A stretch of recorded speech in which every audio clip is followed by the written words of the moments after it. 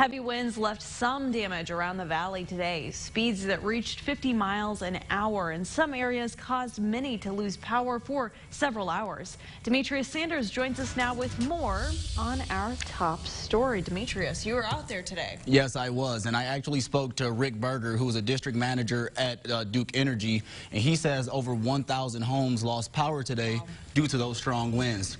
And while crews have restored power for many, Berger says there's still some work to be done.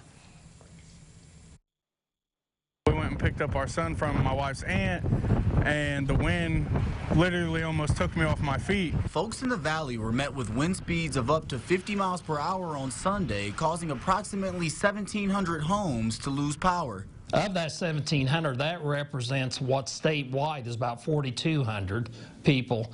So we've got 40% of the people out in the state right here in Terre Haute area. The area affected the most by these power outages were homes along Spring Hill Drive in Terre Haute, where 1,600 of the 1,700 outages were located. The problem was it's called a jumper that's going from wire to wire that burnt, because we had a short in the line. Duke Energy crews were able to fix that jumper around 3 p.m. and restore power to those homes.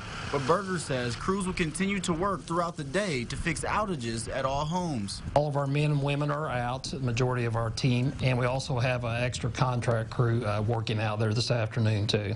Berger says Duke Energy customers should expect to have all power back on sometime this evening. Berger says today's outages could have been much worse, but crews did not experience many downed power lines or trees that fell over. And he says working in daylight allows for better productivity. Sadie?